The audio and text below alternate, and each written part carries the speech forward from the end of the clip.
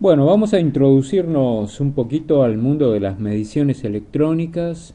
Lo vamos a hacer con un osciloscopio virtual y tenemos aquí otros instrumentos como generadores o también podemos usar, a ver, un generador y una fuente, dos generadores o dos fuentes. Bueno, eh, vamos a comenzar por lo más elemental de todo, que es lo que me interesa que aprendan. De paso les digo, hay muchísimos osciloscopios, tanto para usar en PC como esto que estamos mirando, que yo les voy a dejar el link, como también para aquellos que quieran usar en un celular. Yo no sé si en un celular la verdad vale la pena. Van a ver todo muy chiquito y es complicado de manipular. Pero bueno, búsquenlos, tengan mucho cuidado con aquellas apps que son gratuitas y que les piden acceso a un montón de cosas de sus dispositivos. Abran los ojos porque hay mucho software de este tipo que lo único que interesa al que hizo el software es capturar datos y, si es posible, tomar control del dispositivo. Así que tengan mucho cuidado con eso. Hecha la aclaración, vamos con lo primero. Partes de un osciloscopio clásico. Esto que voy a decir es válido para cualquier modelo de osciloscopio antiguo o de los más modernos, ya que en esencia todos los osciloscopios tienen los mismos controles y el objetivo sigue siendo el mismo: medir señales. ¿Qué es un osciloscopio? Un osciloscopio es un voltímetro con pantalla que nos permite mirar en forma gráfica una tensión que puede ser constante y se dice que es continua, o puede ser variable. Hay señales que son típicas en el mundo de la electrónica y que el generador que estamos mirando las tiene, las contempla. Vamos a hablar de eso más adelante, pero en principio quiero describir las partes que tiene un osciloscopio porque a mí me parece que es algo útil. A ver si esto funciona, que es lo que voy a hacer. No sé si esto va a arruinar la grabación. Bueno, hice macana. Claro, esto, ahí está. Bueno, este punto bastante grande es para poder indicar, digamos, algunas cositas. Vamos a cambiar de color. Ahí está. Bueno, ¿qué es lo que importa en todo esto? Lo que importa es esta ventana que estamos mirando acá. Fíjense que tiene una cruz al centro, parece una mira telescópica, ¿no? Aquellos que son cazadores. Y tiene cuadrículas. Bueno, aquí vamos a realizar las mediciones. Ya vamos a hablar dos palabras. Aquí hay un control, fíjense que dice CH1 y CH2. No importa el origen del instrumento, si lo fabricó una empresa china o una europea o norteamericana, no interesa, japonesa, lo que sea. Todo en el mundo de la ingeniería electrónica se escribe en inglés. De modo que hay que acostumbrarse un poquito a esto.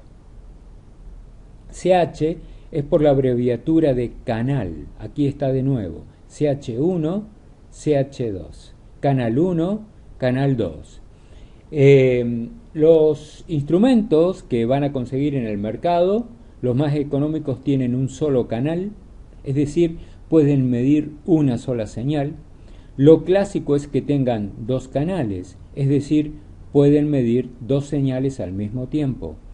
Los más nuevos y más caros tienen 4 canales.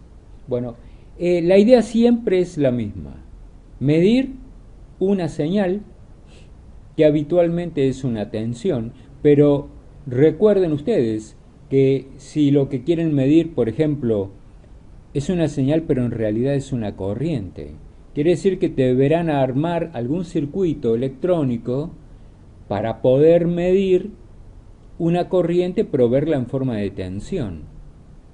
Eso es algo un poquito más complejo, que parece medio tomado de los pelos, ¿no? Pero hay osciloscopios que ya traen accesorios cuando los compran que permiten hacer eso. ¿Qué más? Control del canal 1. Toda esta sección, canal 1. ¿Qué tengo? Bueno, entrada de la señal. Aquí suele haber, es común, una ficha que se llama BNC. En todo caso, luego en la clase, cuando nos veamos, yo les voy a mostrar fichas BNC reales, para que tengan una idea. Al centro y bien grande, el control que se llama de amplitud. Fíjense que está graduado en volt. ¿Por qué? Y porque es un voltímetro. El osciloscopio es un voltímetro. Y este control está esperando que nosotros lo ajustemos manualmente. Y fíjense que abajo dice V/div. ¿Qué será eso? ¿Dónde tengo que mirar? Bueno, esto significa que si yo voy moviendo el control de amplitud, la señal se va a ir cambiando. ¿En qué sentido? En el eje vertical.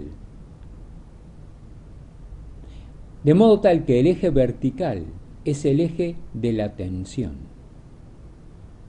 Así que si la señal cambia aquí en la pantalla en el eje vertical, es porque estoy manipulando el control de amplitud. Asumimos que el generador entrega siempre una señal del mismo tipo, sin variaciones. Para poder explicar esto, vamos a inyectar una señal del tipo senoidal y vamos a ver qué pasa. Bueno, enciendo el generador, enciendo el osciloscopio y veo la señal. No toco el generador, lo dejo como está y muevo el control de amplitud. Adviertan que está en una división, un volt por división. Es decir, un volt por división. Esto es una división. Aquí hay representado un volt. Del centro para abajo hay otro volt. De modo tal que entre este extremo y este otro hay 2 volt. 1 más 1 son 2. Ahora, ¿qué ocurre si yo muevo este control? Por ejemplo, voy una posición a la derecha.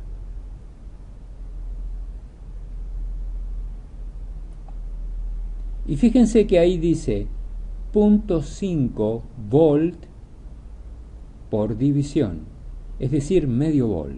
A ver, desde el centro. Medio más medio, 1. Y de acá, medio más medio, 1. Y es lo mismo que lo que yo tenía antes. Es que la señal del generador es la misma.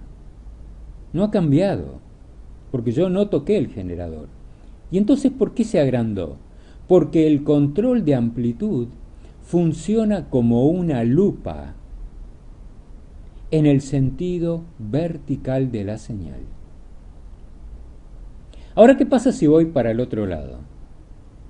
Vengo para acá, que es donde estábamos hoy, ¿se acuerdan?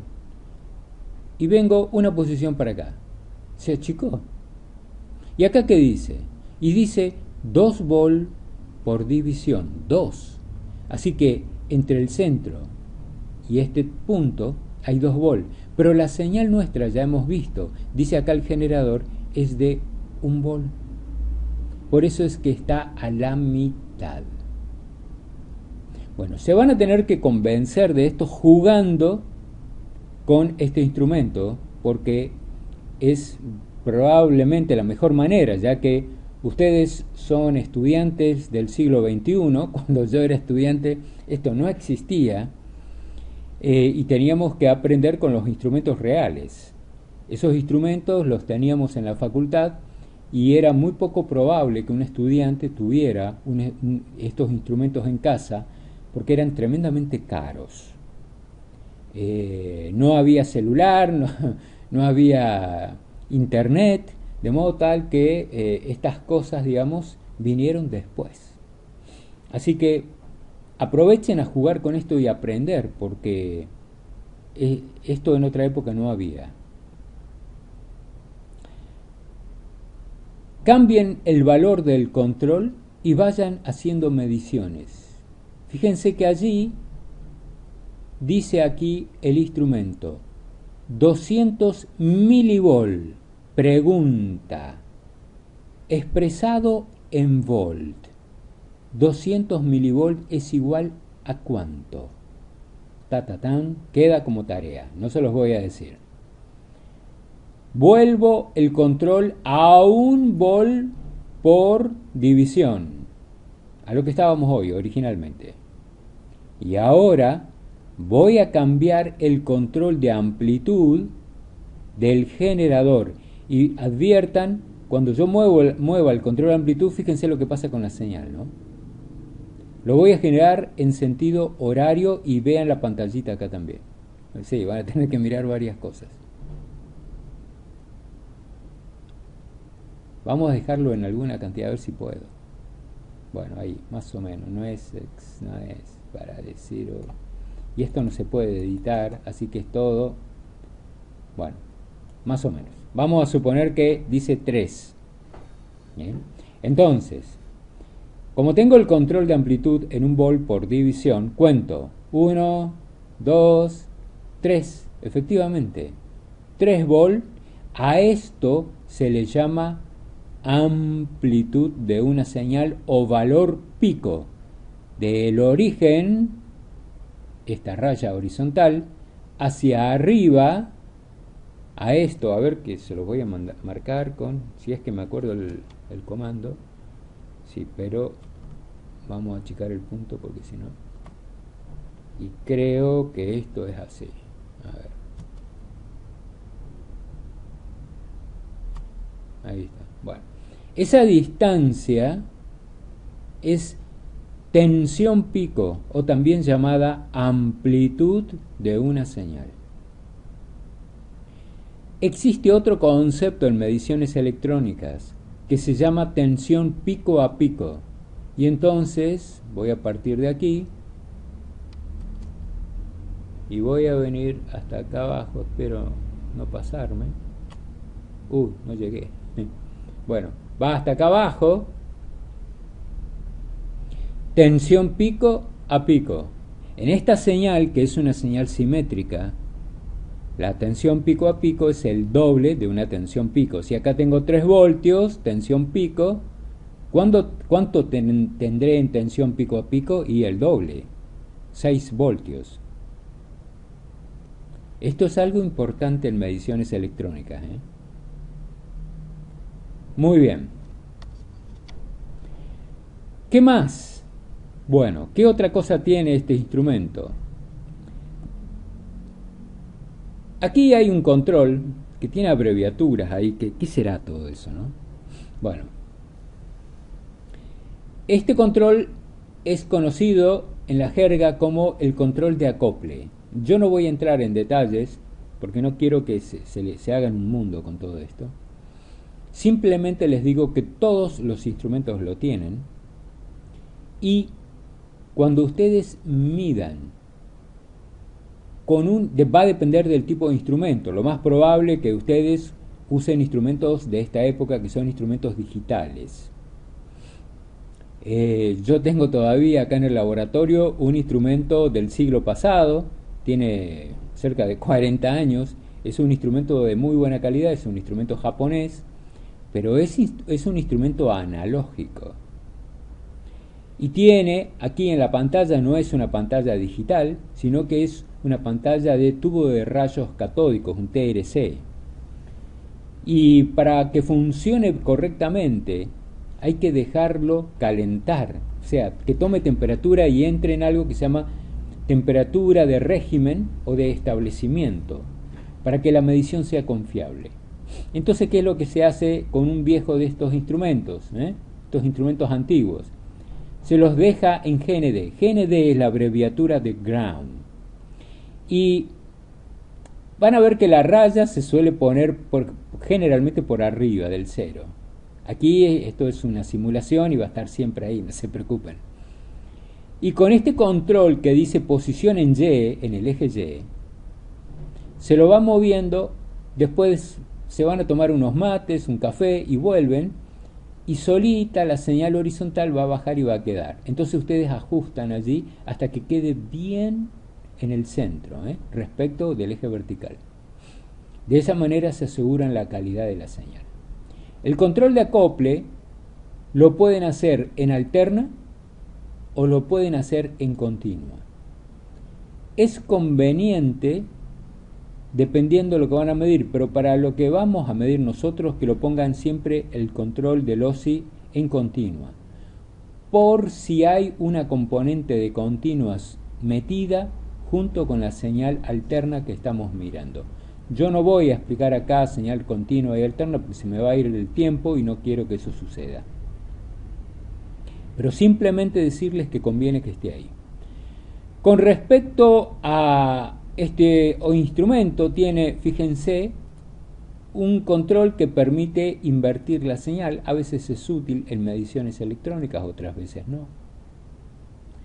El canal 2 es una réplica del canal 1, no voy a decir absolutamente nada, y permite que podamos incluir dos señales.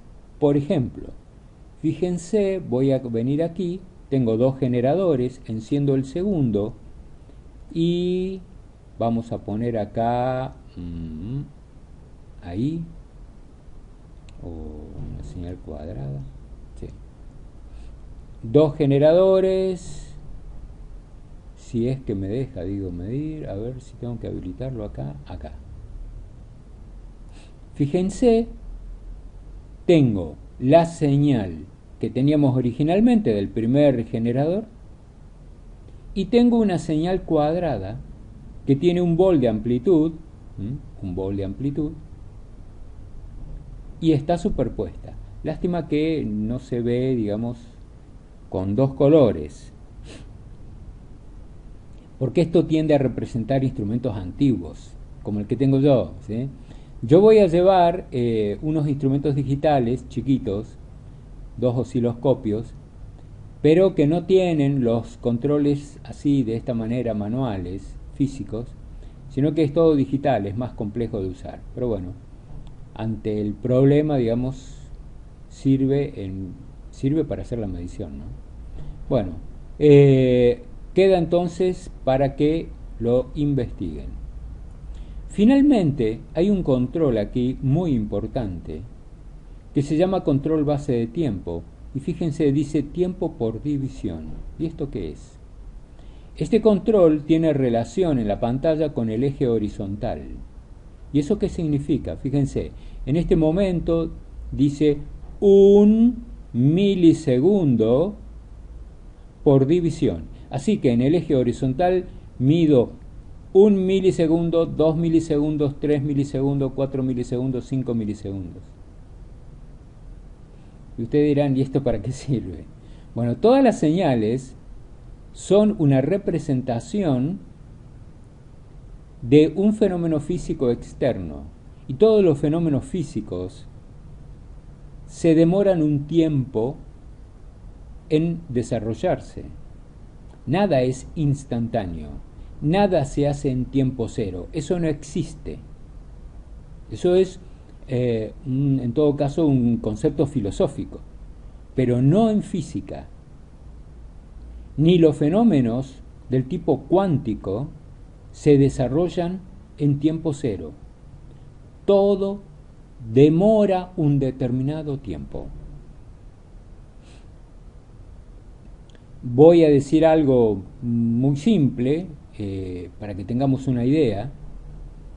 La luz, que decimos que a nosotros nos da la sensación que es instantáneo, encendemos una lamparita y decimos, encendió instantáneamente.